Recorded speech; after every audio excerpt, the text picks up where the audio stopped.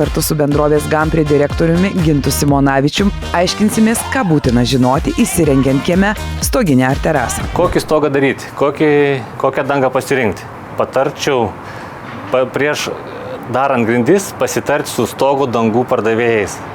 Nes kai pasidaro dangas, pasidaro grindų dangas, suprojektuoja visą konstrukciją, gaunas taip, kad labai sunku priderinti stogą.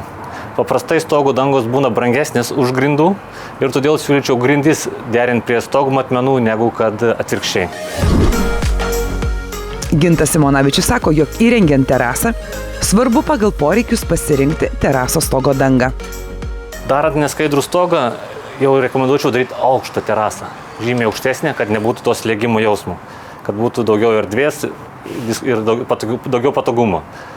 Žinoma, tada atsiranda kiti pavojai, kadangi aukšta terasa, daugiau vėjo, daugiau lietaus įlyja, bet užtat nebus tokio jausmų, kad sėdi kambarį. Skaidrį terasą darant jau viskas yra žymiai paprasčiau. Nebūtinai daryti didžiulę aukštą, užtenka normalaus aukščio, priklausomai nuo šeimynos dydžio, kokia šeima.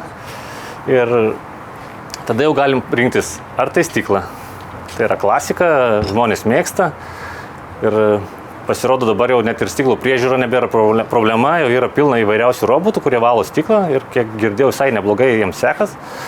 Toliau būtų sekanti danga banguota iš PVC ar polikarbonato ar akrilo.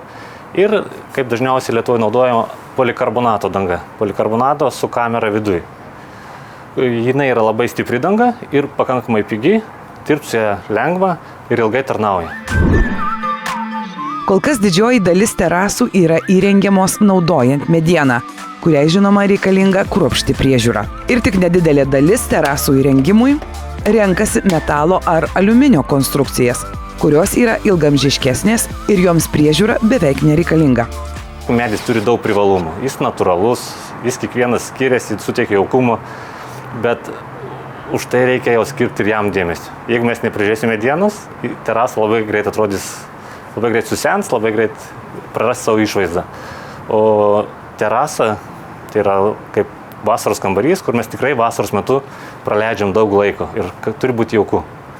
Jeigu išsakai išbėgę iš šakų, jeigu gegnės išsisukinėjusios, manau, jauku niekam nebūtų sėdėti.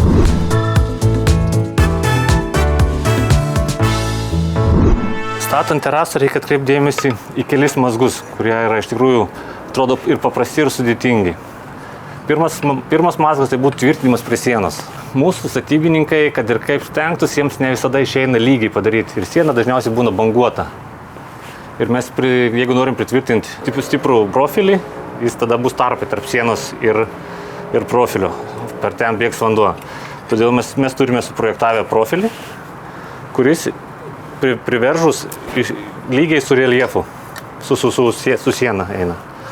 Ir kad tie varžtai nesimatytų, yra specialiai suprojektuotas dangtelis, kurį uždengus lieka lygus paviršius gražus. Ir tuo pačiu yra padaryta specialiai įrantėlė silikonui, už silikonį, kad nebėgtų vanduo, kuris bėga palei sieną.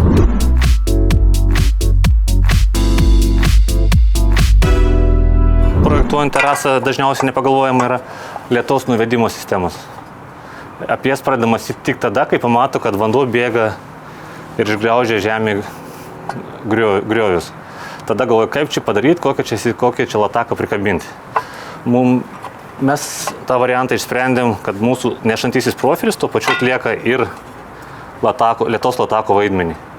Ir visas vanduo, kolona nuteka į apačią, į drenažų sistemą arba išvedamas į daržą.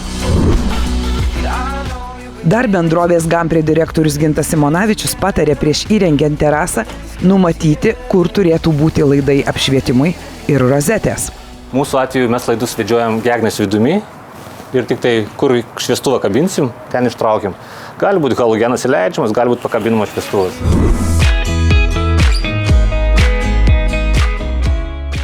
Šias modernes aliuminio konstrukcijas suprojektavo Švedijos kompanijos Sapa inžinieriai, pasakoja Gintas Simonavičius. Atėję pas mus užsimena, kad nori tik stogą. Taip, tai dažniausiai taip ir būna. Pastatom stogą, bet Lietuvoje dažnai vėjas pučia, lyja, sninga ir net netyčia subręsta iki to, kad būtų gerai apsisaugot nuo vėjo. O apsisaugot nuo vėjo galima arba stacionaria siena, arba stumdomom sistemom. Ir gaunas net labai patogu šeimos biudžetui. Jau pasistatė stogą, sužinojo, ko nori, tada išsirenka pagal poreikius stumdomą sistemą ir tikrai turi nuostabų išbaigtą vasaros kambarį. Ir stumdomų sistemų mes rekomenduojam naudoti grūdintą stiklą. Tik tai grūdintą, nes labai dažnai Lietuvoje dar, kad sutaupyti kelis eurus, deda paprastą stiklą. O čia netyčia žmogus paslydęs, griūdamas atsirems į stiklą ir gali jį sudaužyti. Tai gali būti tikrai liūdnos pasekmės. Dar Gintas Simonavičius patars, kaip pigiau įsirengti šiuolaikišką stoginę ar terasą. Stoginės, kai stato, man labai sunku atsakyti, pagal ką pasirenka matmenys. Kodėl pasirinko tokį plotį ar tokį. Pavyzdžiui, pasirenka 4,08 ilgio ir 6 metrai pločio. Ar tikrai reikalingi tie 4,08? Nes jeigu mes pasirinkam 4,08, gamintojas dažniausiai ima 6 metrų ilgio profilį, jį pjauna iki 4,08 ir atraižą išmeta lauk. Ir kas už tai moka? Tik užsakovas. Todėl rekomenduotumėm pasižiūrėti, ar tikrai nebūtų įmanoma priderinti standartinių dydžių. Yra standartinių matmenų, bet net iki 30% pigesni. Tie standartiniai matmenys nėra 2 ant 2. Tikrai yra platus, įvairiausi, tikrai galim išsirinkti, kas labiausiai tiktų jums. Spalvos taip pat pagal pasirinkimą. Daugiau informacijos apie terasas ir stogines ir kaip jas pritaikyti jūsų aplinkai rasite www.gampriešop.com.